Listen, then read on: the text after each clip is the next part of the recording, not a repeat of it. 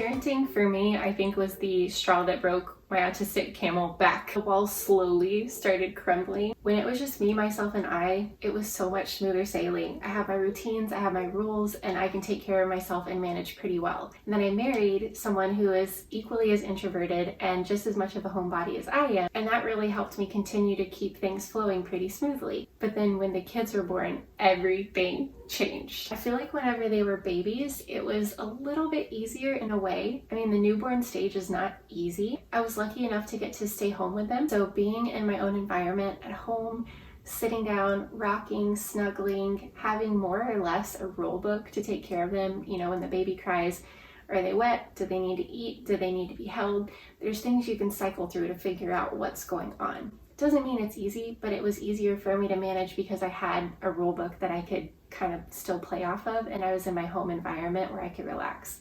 I also got to take a year off of work whenever I had my kids. I'm really grateful for that, and I feel like being at home kind of grounded me in a way that allowed my symptoms and my autistic traits to continue to stay under the surface. When the kids got older, that's really when things started to change. I started noticing the walls were coming down pretty fast, and I was thinking, okay, I know parenting is hard, but something is different about the way that I experience parenting. First of all, the talking. Oh my goodness, if you are autistic in a similar way that I am, your brain never shuts up. It's constantly processing information and there is no rest. To have another stream of conscious that's talking incessantly and asking you questions and filtering the world and learning new things, trying to balance that with what's already going on in my mind, it just sometimes undoes me. I didn't know what to do with that feeling. That was a very frustrating and debilitating feeling that I thought, you know, I know all moms experience this to some degree, but every single day getting hit with this wall of questions and having another person's brain that you're trying to help develop and grow, that's when I realized, okay, I need help and I need to figure out how to manage my own brain so that I can get a handle on this well enough to be able to help my children. Another big thing that changes is the social calendar for your family. Now you're not only spending time with your friends, but you have to make time for your kids' friends and for school functions. And that is one of the first times I realized I really don't like having things on my calendar. I started to see all these families that we're friends with that are busy every single weekend and do extracurricular activities, meet up with friends and have game nights. And I like game nights. I don't like it when it's the fifth thing I have on the calendar that week. This didn't feel normal to me. This didn't feel like something that I wanted. This didn't feel like something that I could cope very well with. I know that some of these things sound, okay, everybody deals with this, even neurotypical people deal with these frustrations. What's the difference? The biggest one for me, there's something called interoception, which is an awareness of how we experience the world internally. Hunger, pain, desire, managing all of these inner things that are happening. That's interoception, being able to understand that and react whenever we're hungry, tired, that kind of thing. People on the autism spectrum can have trouble with interoception. It can either be hypo or hyperactive. That can make it hard for us to meet our own needs. In combination with that, I'm also an extremely slow processor. So things will happen to me, I'll have experiences, conversations, and I don't really process the implication of those things until I'm by myself. It might not be until a day later, it might not be for another week, but eventually it catches up to me where I just start feeling completely shut down, where I can't get out of bed, where I feel depressed and anxious all the time, more so than usual. Because of that slow processing, I will experience events, take care of the kids, get all of their needs met, and at the same time not know that I'm not meeting any of my needs. The burnout will be so intense that it puts me in a funk and kind of like a shutdown kind of mind frame for an extended period of time. I also really kind of withdraw from just normal everyday functions. Everyday tasks become harder for me, like brushing my teeth, showering. Those feel insurmountable some days whenever I'm not taking care of myself. So I started realizing that, yeah, motherhood is hard for everyone. Parenthood is a challenge, but these challenges started stacking up in a way that I felt like surely not everyone's brain feels the way that mine feels as I try to navigate the incessant internal ticking of my mind and try to balance that with my kids, who are also neurodiverse, which just complicates things as well. I really feel like the continual wearing down of my abilities, the wearing down of my limits, led me to start really searching for answers. What is going on? Why am I having so much trouble managing this? I have other videos to kind of share how I ended up with my autism diagnosis, but after I received it, it really helped bring so much clarity to why I was experiencing things this way and this deeply and this intensely. There's a sentiment that I've tried to express that I don't really know that there's words for, but I have this deep feeling that after I had my kids, something profound changed within me. Not just in the normal sense of my life is forever different, but I run my life based on a series of rules and routines. And caring for my kids, I love it. It gives me so much life. I would do it all over again in a heartbeat. They're my heart and soul. But now I have rules and routines that I follow to take care of them as well. It doesn't feel near as intuitive to me. It's definitely something I wake up every day and I have a rule book. So now I have my rule book, now I have my kids' rule books, and it's something that now that they're here, I'll never be able to close that rule book. I'll never be able to just go back to my one stream of conscience again.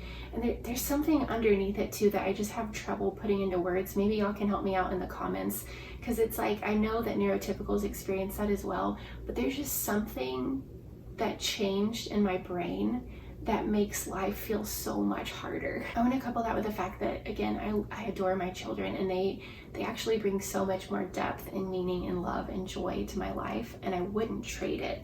It's just kind of this balancing of this new, really complex challenge with this new, incomparable beauty that I wouldn't trade for anything in the world. Okay, I wrote down some of the things that have really helped me on my journey so far. How do we manage being a parent when we have autism? The number one thing I think is to continually educate yourself. I always try to have a book on my nightstand where I can be learning about neurodiversity and how to better manage that while having grace for myself and compassion. I think also testing for your kids can be a really good thing, because a lot of times if you're on the spectrum, there's a really good chance that your kids also have some neurodiverse traits, and having a label for it can make all the difference in the world and give you access to more resources and information that can help you parent them. Also, therapy. I'm in regular psychotherapy, and it has made all the difference in the world. Just having someone to talk to and process all of the many things that go on in my head. My psychologist is a great reminder to help me slow down and realize, how does this feel in your body? When was the last time you rested? That really sounds like it made a big impact on you. Have you stopped and taken time to think about how this is affecting you? And it really helps slow down my pace. That's what she reminds me. I want to remind you to check in with your pace here. So it's really great to have that reminder, because I think for me, part of being a parent with autism is it's really easy to lose your sense of self, because you start operating on your kids' rule books, and it's hard to find time for your own rule book to take care of yourself. And so therapy has really helped me get a grasp on reconnecting to my body and my own needs and what I want. Saying no to social events, I can't recommend it enough. I try to only have one social event on the calendar a week, which sometimes is tough and I fudge a little, but that's more or less what I feel comfortable with, where I don't get too depleted. Also, trading off with your spouse or your partner for time out of the house, it's a must. My psychologist reminds me I probably require more time alone than most people, because that's how I recharge and that's how I take care of the incessant chatter in my brain, is having my own space to process my thoughts. Whenever I get overwhelmed at home, and especially in the age of the COVID pandemic, I have to take time for myself in my closet. I'll just tell the kids, I'll make sure that they're safe watching TV, have a snack. I'll just go in the closet and read, I'll write, I'll catch up with friends.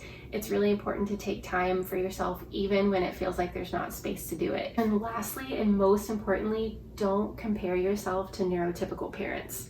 I know this is so hard, but neurodiversity is so unique and so different from how the rest of the world lives, that whenever we try to hold ourselves to those outside standards and how other people do things, it just is a recipe for disaster. So if you see your neighbor, your best friend doing something with their kids that you kind of envy or wish you could do, check in with yourself. Is that something you actually want to do? Or is that something you might feel guilt about because you're not doing, but you actually don't want to do it? I don't know if that makes sense. Those things, there's so many different ways to be a parent, and the way that you parent is probably what your kid needs, because they're most like you. So check in with yourself, make sure that you're not playing the comparison game, and that you're finding your own strengths to celebrate while giving yourself so much grace and compassion. Let me hear from you in the comments. If you're a parent with autism, what are some things that have been extra challenging for you? What are some tips that you have for taking care of yourself, especially when you're facing burnout? Be sure to subscribe. I love making these videos for you, and that's the best and easiest free way to help make sure that I can keep creating free content for you. As a reminder, if you've met one autistic person, you've met one autistic person. We're all completely different and have our own unique experiences. I'm just sharing how my autistic experience has been for me personally. Not a doctor. I hope that any changes you make in your lifestyle, you will run by your healthcare providers first. We want to make sure that we're taking our needs into account and being smart about how we make changes in our life. Check out my other videos for more information about how to seek therapy, how to get tested, how autism presents in females. My latest video, 4 things that you should definitely not say to someone after they share an autism diagnosis with you. Being neurodiverse is awesome. It's a gift, sometimes super challenging, but it's worth it. And I hope you'll take the time to love and respect the brain that you have. Have a great day.